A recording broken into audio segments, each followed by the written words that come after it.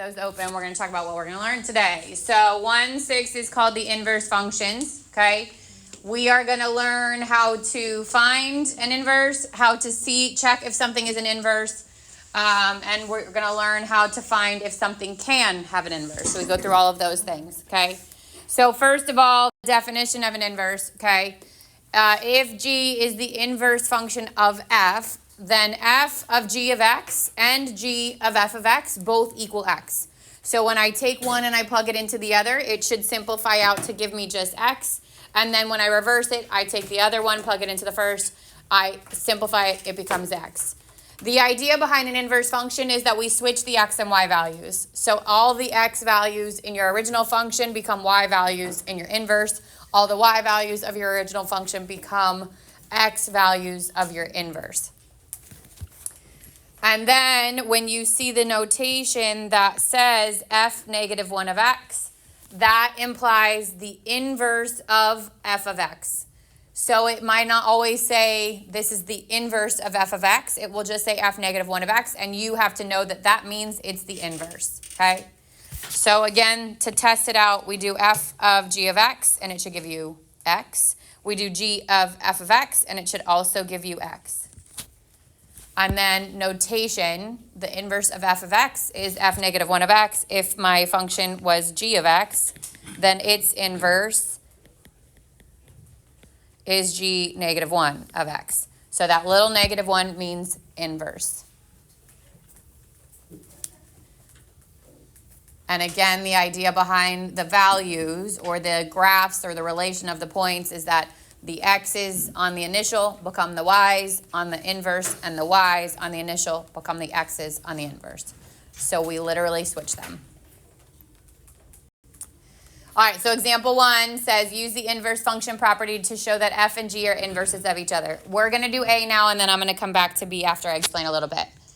So first thing I'm going to do is f of g of x, and then I'm going to do g of f of x. And once I simplify them, I expect them both to equal x. So f of g says take g, plug it into the x of f.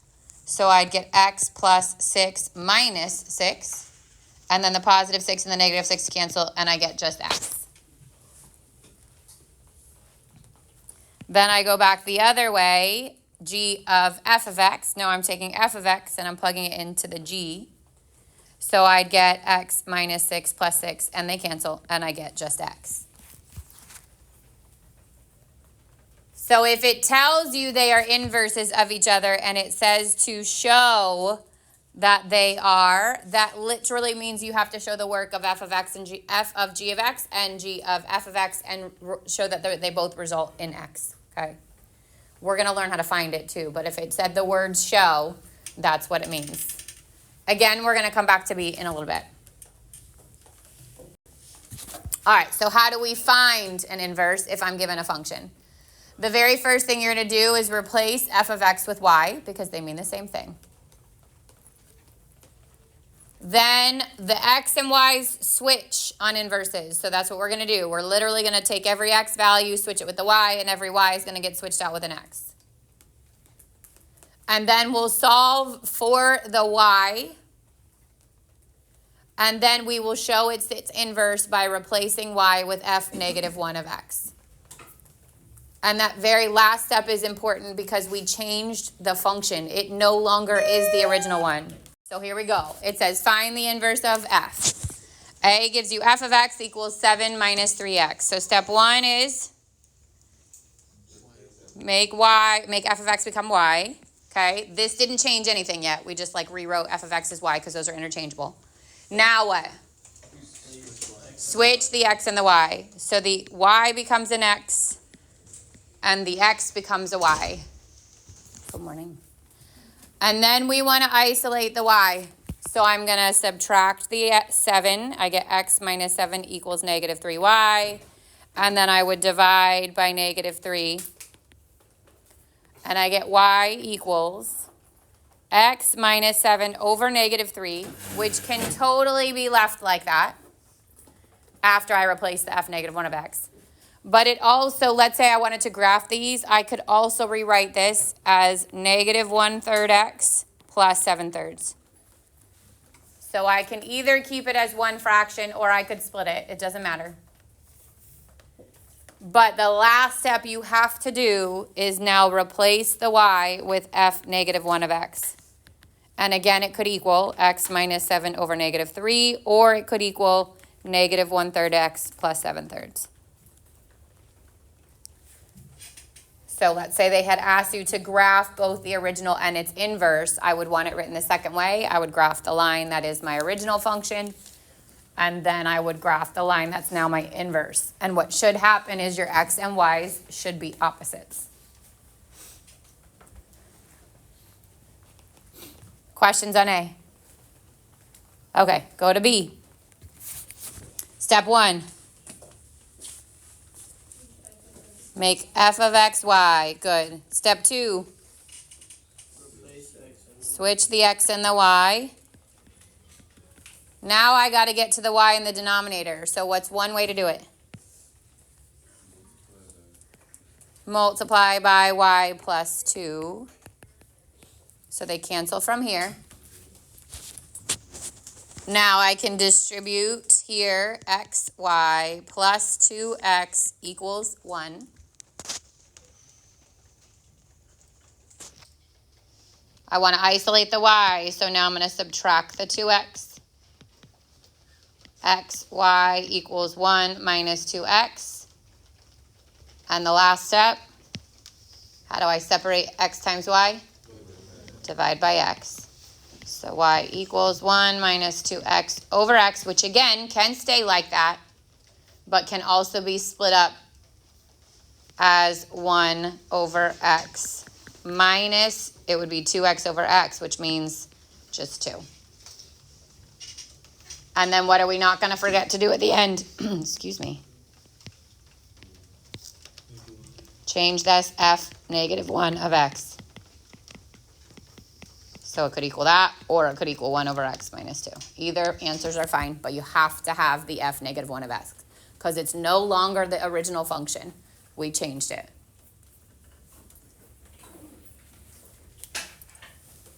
Questions so far?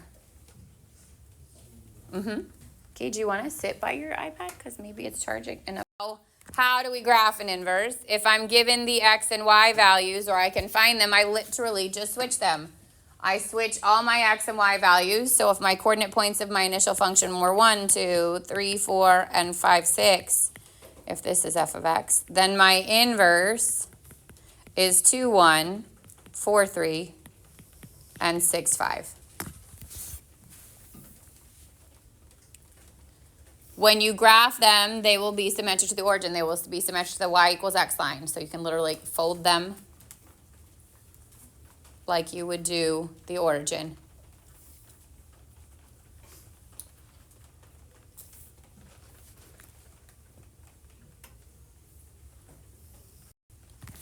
All right, how do I know if a graph is 1 to 1? Well, 1 to 1 just means it can have an inverse.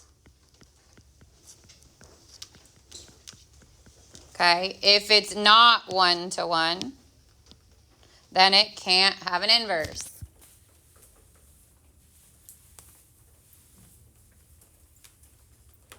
So this is the switch of the test for a function. The test for a function says the x can't repeat with a different y. To test if it's 1 to 1 or can have an inverse, we switch that. So this says two x's can't have the same y, but if I put it in the same words as what we did the last time, a y cannot repeat with a different x.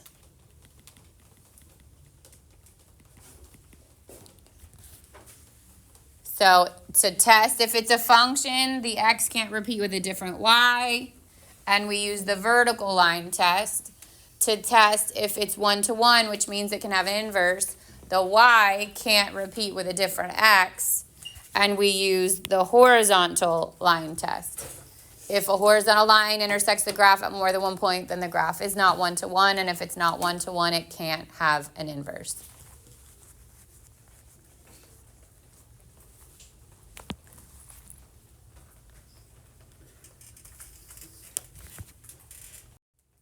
I said I'd come back to it, and here's why. Okay, if I look at B,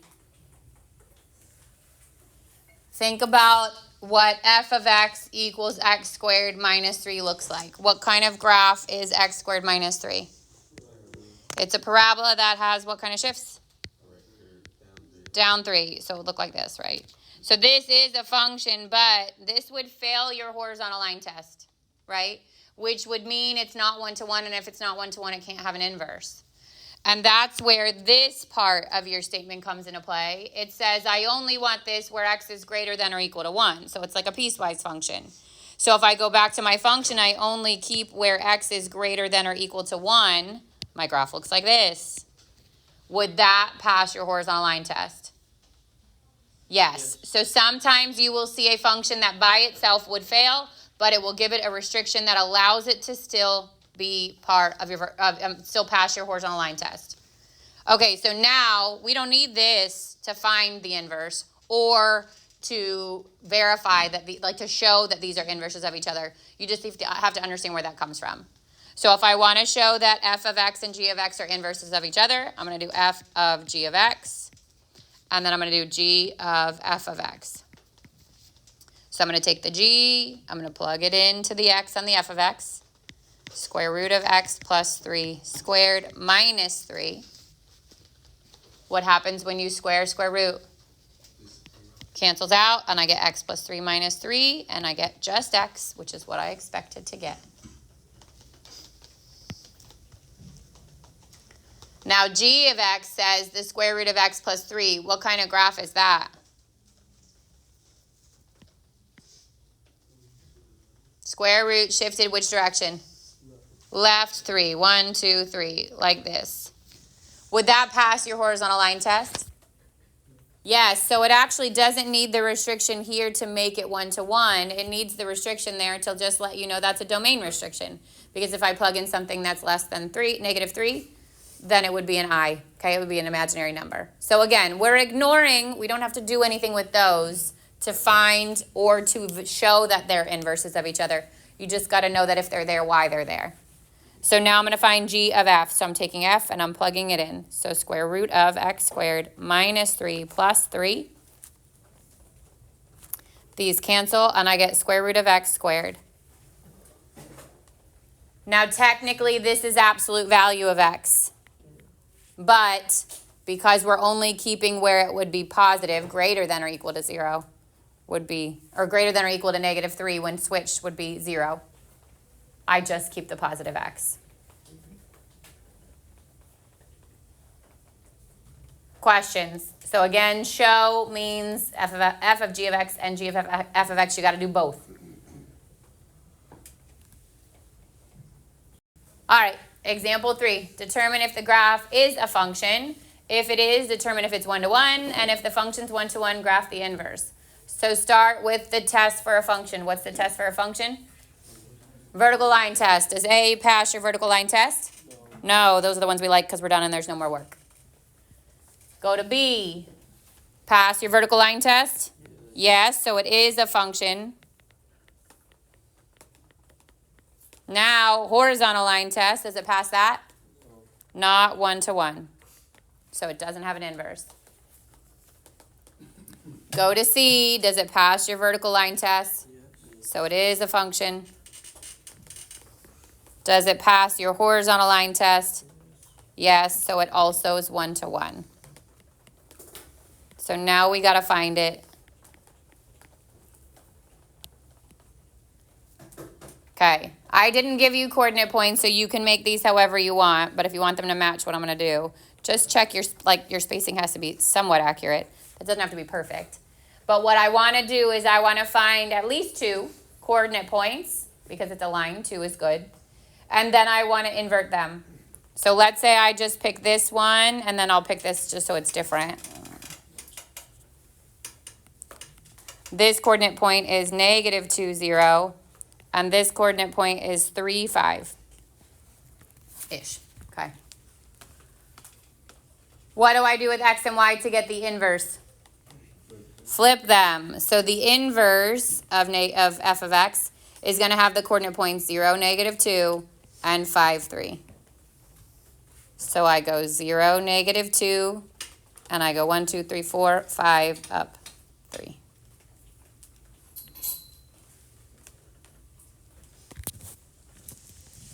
And the rule is if you fold it over the y equals x line, if I fold it along that line, they should overlap.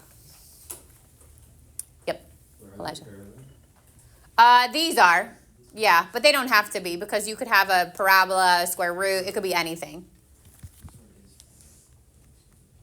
Still good?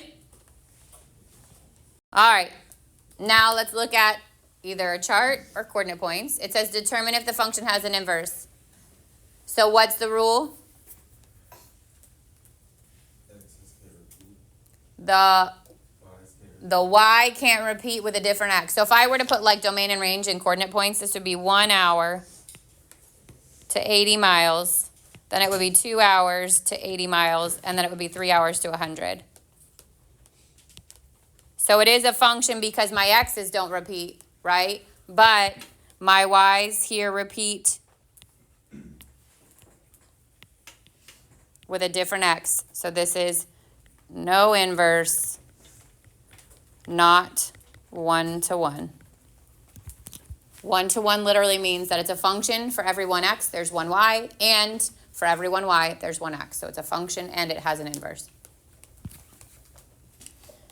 All right, go to B. So first of all, check your x values. This is a bad example because in the directions I say it's a function. So let's make this negative. Did I do that already for you? No. Make the last one -1 because technically as it was, it's not even a function and the directions say determine if the function has an inverse. So if I look at all my x values now, they're different, okay? Then I go to my y values. My y values are all different, which means this does have an inverse. It is 1-to-1. So if the question first said, is it a function? If it's a function, does it have an inverse? Then from before I corrected it, it would have been no.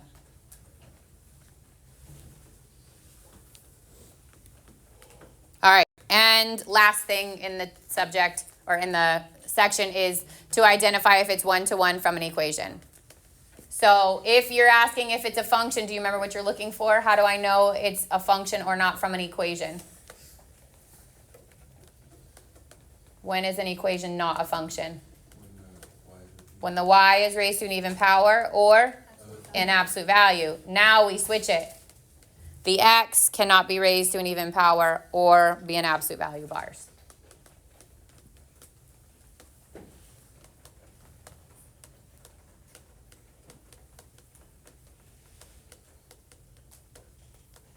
Because if the x is raised to an even power, it's a parabola, that's going to fail your horizontal line test. And if the x is in absolute value bars, it's a v, which would also fail your horizontal line test.